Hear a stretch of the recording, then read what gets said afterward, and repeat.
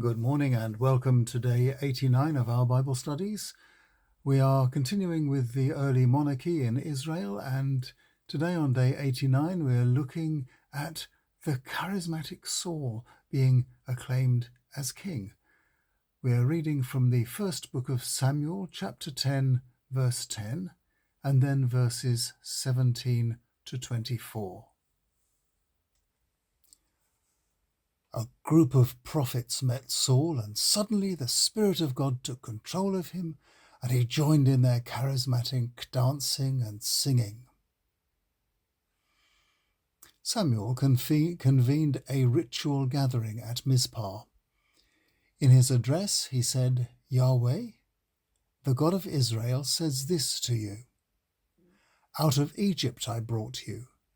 From the Egyptians and from everyone else who was harassing you, I rescued you. I am your God. I am the one who saves you in all your troubles and challenges. Yet today you have spurned me and asked me to give you a human ruler. All right then, form up by tribes and clans in front of Yahweh." Then Samuel summoned each tribe to the front, and Yahweh chose Benjamin. Then Samuel summoned each family in Benjamin forward, and Yahweh chose the Matri family. Then the men of the Matri family came to the front, and Saul, the son of Kish, was chosen. But however hard they looked, they couldn't find him, so they asked Yahweh, "Do you want to choose someone else?" Yahweh answered, "He's over there, hiding behind the luggage." So they ran over and brought him out in front of everyone. They could see he was head and shoulders taller than anyone else. Samuel said to everyone there, "This is the man Yahweh has chosen. He is unique." And everyone shouted out, "Long live the king." What we are to make of this contrivance is pretty clear. Saul has been chosen by God in secret. In order for him truly to become the king, he has to be shown to be king. This is the purpose of coronations. It is the same for elected presidents and people's representatives in parliaments everywhere. They have to be sworn in some way for everyone to see. So this scene is a deliberately contrived ceremony, and it shows just the right amount of reluctance on the part of the monarch that he has to be dragged to his acclamation, just as the Speaker of the House of Commons is to his or her seat to this present day.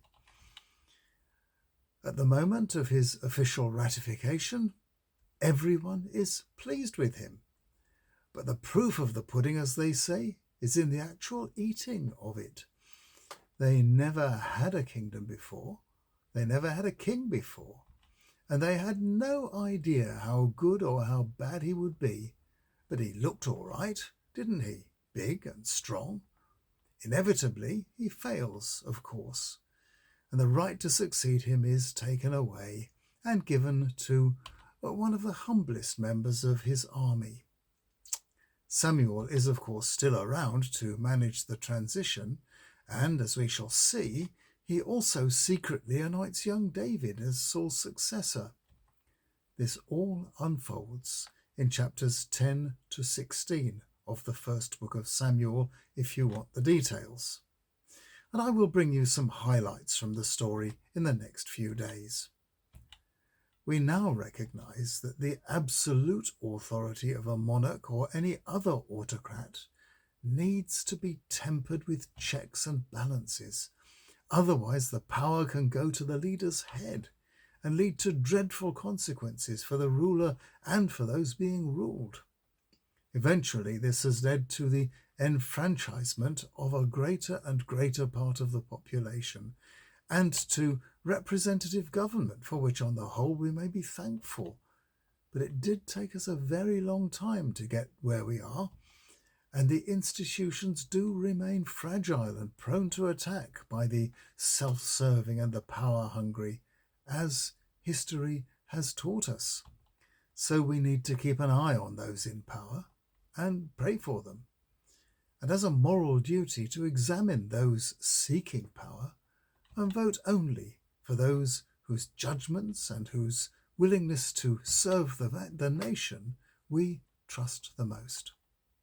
But back in those days, things were not so well developed, and tomorrow we see Saul's disobedience and its consequences for him. See you tomorrow.